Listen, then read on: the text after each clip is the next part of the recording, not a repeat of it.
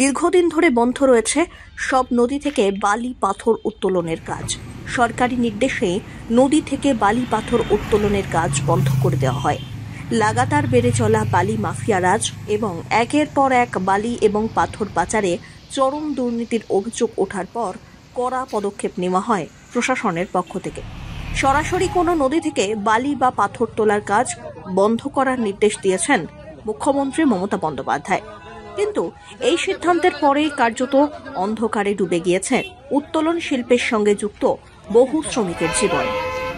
এই কাজে সমগ্র বাংলার কয়েক লক্ষ শ্রমিক কাজ করেন এবং তাদের পরিবারের ভরণ পোষণ করেন। কিন্তু দীর্ঘদিন ধরে বন্ধ নদী থেকে বালি পাথর উত্তোলনের কাজ, ফলে কর্মহীন হয়ে এক প্রকার অর্থাহারে অনাহারে দিন কাটছে নদীর শ্রমিকদের। বুধবার প্রতিবাদে মালবাজার থানা এলাকায় চেল নদীর বালি পাথর উত্তোলন করে জীবিকা নির্বাহ করা পরিবারের সদস্যরা জাতীয় সড়ক অবরোধ করলে তারপর ব্যাপক চাঞ্চল্য ছড়ালো এই ঘটনাকে ঘিরে। শ্রমিকরা চাইছেন অবিলম্বে নদী থেকে বালি পাথর উত্তোলনের ছাড়পত্র দেওয়া হোক তাঁদের। পদ অবরোধ করলেন, এটার বিষয় নিয়ে একটুখানি বলুন, কি কারণে? পদ অবরোধের কারণ হলো যে আমাদের এখানটায় প্রায় ৫,০০০ লেবার শ্রমিক বসে আছে, কাজকর্ম নাই। এটাতে নদীতে রোলটি নাই, এটার জন্য পদ অবরোধ করার কথা। আচ্ছা, কতক্ষণ এই পদ অবরোধ করা হলো? আধা ঘন্টার মতো করছি, কেন কি আরও পেশেন্টেশনের গাড়ি আছে, আমরা লিখিত দিই থানাতে, এই জন্য অনেক পেশেন্ট গাড়ি আছে, বেশি ডিস্টার্ব না করে আধা ঘন্টার জন্য। পুলিশ কোনো আশ্বাস দিল? হ্যাঁ, পুলিশ মাল থানা থেকে পুলিশ আসছিলো, আবার ট্রাফিকও আসছিলো, আজকে বললো, রিকোয়েস্ট করলো যে পেশেন্টেশন আছে, আমরা কথাটা মিডিয়া বাইরে পাঠাবো, ডিএম ইউনিটকে জানাবো, আপাতত রাস্তাটা খুলে দেবো। আচ্ছা, যদি পরবর্তীতে না হয় তাহলে তো আবারও বন্ধ হবে, আন্দোলন করা হবে। আচ্ছা, 6 মাস থেকে নদী বন্ধ, 6 মাসেরও বেশি হবে। ওই কোনো কিছু হবে, গাড়ি পুলিশ ধরবে, এখানে গরিব কী করবে না করবে ওটা দেখার দরকার নেই। হ্যাঁ, কাজ করবো না করলে তো ভাত নাই। এটা কোনো কিছু নদী নিয়ে বন্ধ, খালি নদী বন্ধ, গাড়ি বন্ধ। আপনি কি দিনমজুর না গাড়ির মালিক? গাড়ি লোড করে খাই।